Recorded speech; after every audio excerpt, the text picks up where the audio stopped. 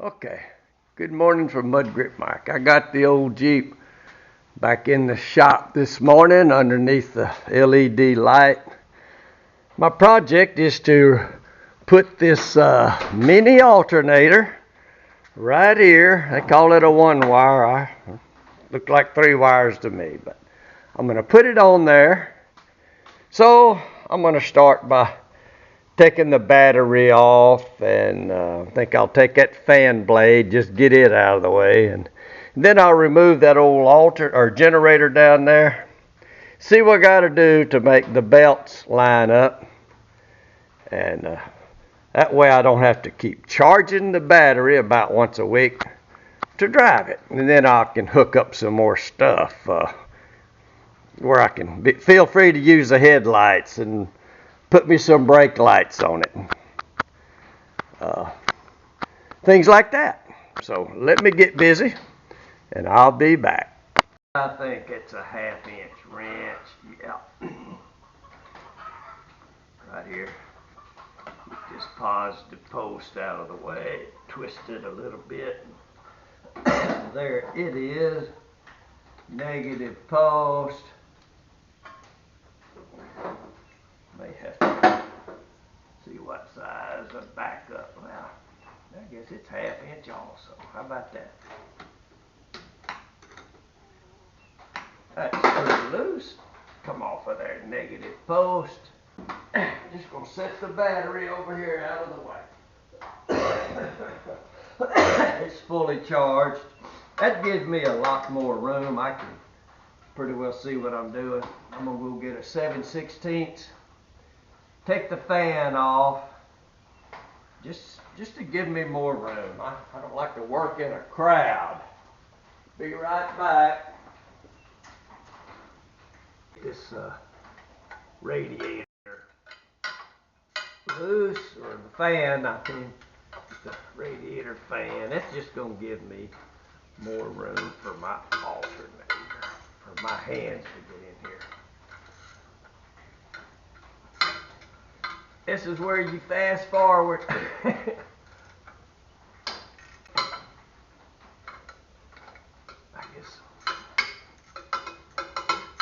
I have ordered me one of those little 3/8 right angle tools. I wish it was here. That would make fast work of this little battery powered thing. I'm waiting on it to come in. Rotate it around, get it at the top. Okay, I did break it loose. I thought I did.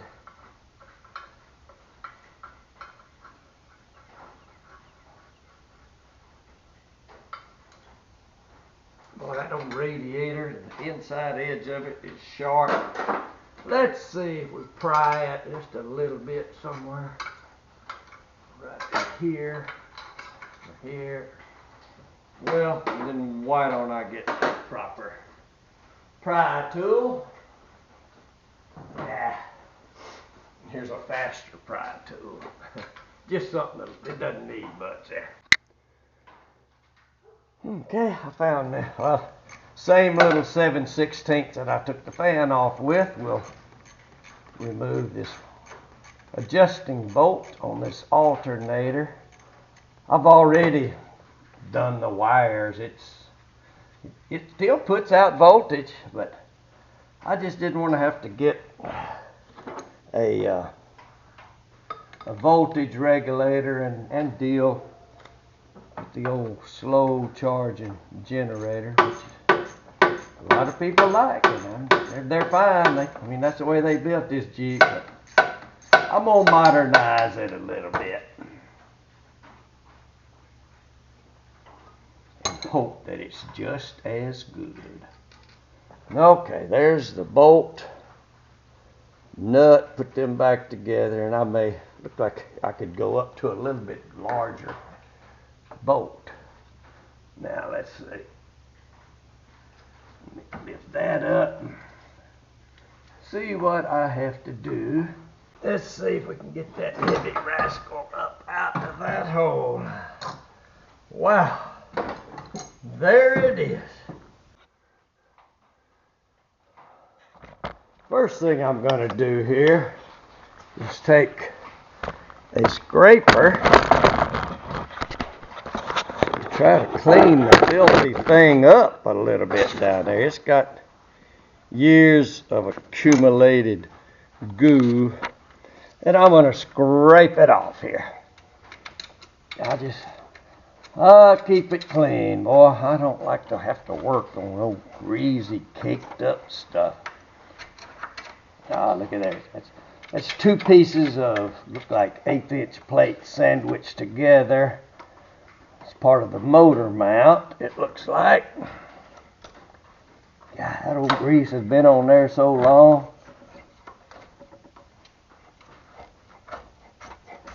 Okay. I hit it yesterday with a pressure washer, but I couldn't get to everything. It's no fun to watch a guy scrape crud off. Okay, this is under the Jeep. All of that crud is hard, dried grease that I scraped off of the generator mount. And I took part of it, of course, is still there on the motor mount, that rubber isolator bushing, and there's where it was bolted to, way down there and there.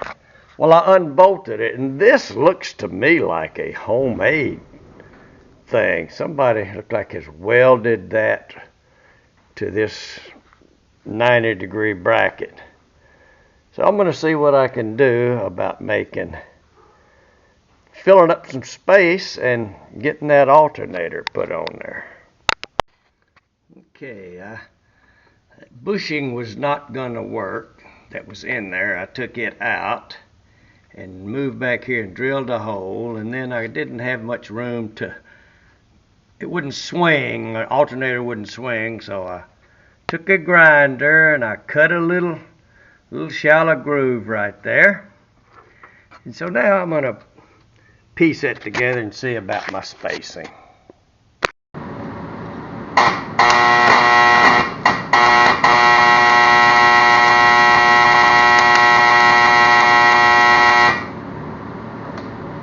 That ought to hold it. It ain't going anywhere. Got the wires hooked up. And like I tested it, and the pulleys are pretty well lined up. This one, the alternator pulley, is just a tiny bit out, but I think I can shim it a little bit and get it perfect. It's not bad. It's not bad. It's just out a little bit, so I'm ready to do a start. Okay, I hooked the meter up. It's idling at 14.37 volts. Thing fell off. Clamp fell off. Okay, 14.37. I can't let it run long because I don't have the fan on there. I took it off just to give me more room, but everything seems to be good. I wonder if I can get over here. Of course, 14.37 is all I ever need. Let's idle it up a little bit and see what it does.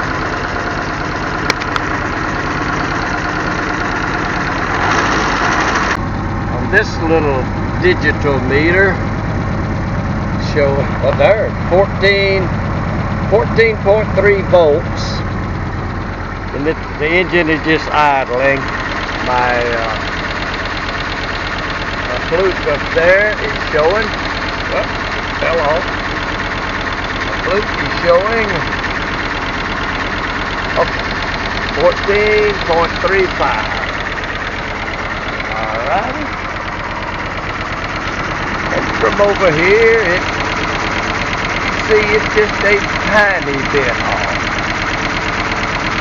And yeah, it is.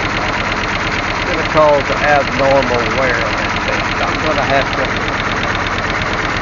do a little shimming or bend that rod, or adjusting rod or something. Better. And let's see. Still showing 14.3. Turn the lights on, go down to 13.8. turn them off. So I'm back up to 14.3. So I don't know. It's charging. It's putting 14.36 into the battery. Here's the wire coming from the alternator. It's not warm at all. The sensing wire right here, sensing 12 volts, it's cool. The little jumper wire just going back to the output post. Be very carefully. The alternator is fairly warm. I'm sitting there holding my hands on it. So we're going to call that a win, folks. I just have to line this belt up. You can see it's a little bit off. Not bad, but a little bit. Alright, well, that's it for the Willys project today. It's almost 3 o'clock. Been messing with it. I'm tired, so